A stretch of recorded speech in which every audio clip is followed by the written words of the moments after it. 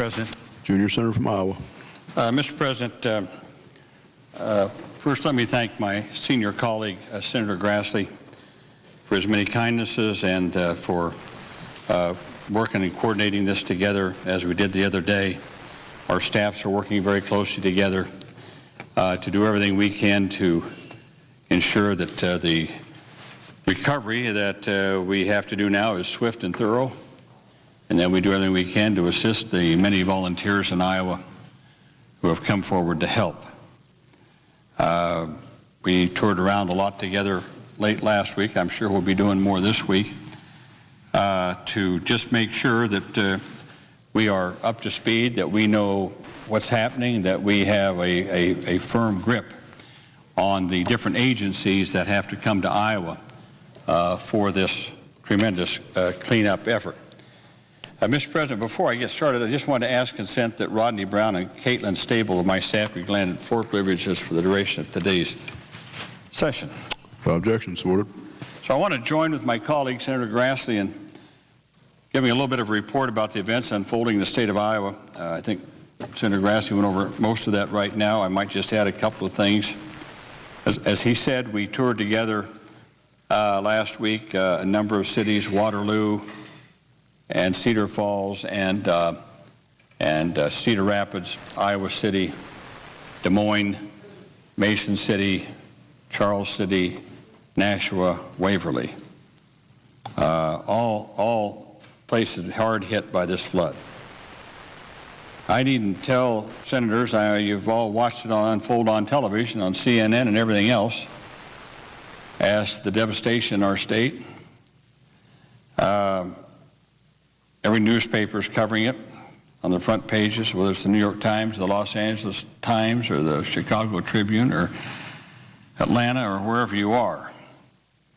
Iowa is experiencing flooding of almost biblical proportions. 9 rivers are at flood stage. 83 of our 99 counties have been declared disaster areas by Governor Culver. 54 roads and highways have been closed. Interstate 80, the major east-west thoroughfare of our nation, is closed and has been since, well, I think since Friday now, either Thursday or Friday.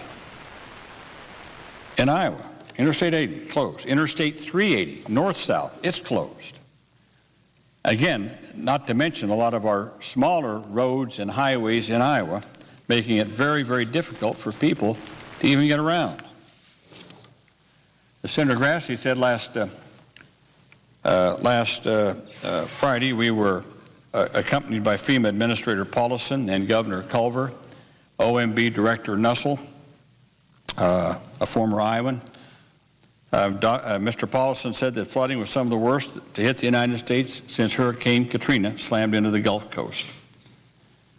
I would simply add that the cresting Cedar River raging through downtown Cedar Rapids is as bad as what Americans saw in Katrina in New Orleans in 2005. You just have to witness it with your own eyes to appreciate the breadth and intensity of this devastation.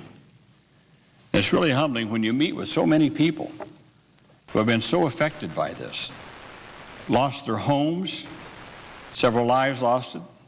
Thank God we kept it to a minimum. But losing all of their homes, things they built up all their lives. And you know what's really sad? Homes can be repaired. You can rebuild a house, and you can do things back. It's so many of the personal effects that people lost. Because they had to leave in such a hurry, because of the rising waters, they weren't able to take a lot of their personal effects. Mementos, pictures, albums, birth certificates, all kinds of things like this. That sort of the summation of your life in many cases, gone, and those are irreplaceable. Those are irreplaceable. Well, it is shocking, the devastation. Tens of thousands have been displaced, 25,000 people in Cedar Rapids alone. And this, again, at Senator Grassley pointed one chart out, this is another view of the Cedar River here, Alliant Energy here. Now I'll show you another picture shortly. The downtown area is over here. This is City Hall. As you can see, it's totally inundated, of course, power's off and everything. This is sort of the downtown area. Then I think I have one here. Yes. This is a picture I took myself. I took this with a digital camera flying over it on Friday. And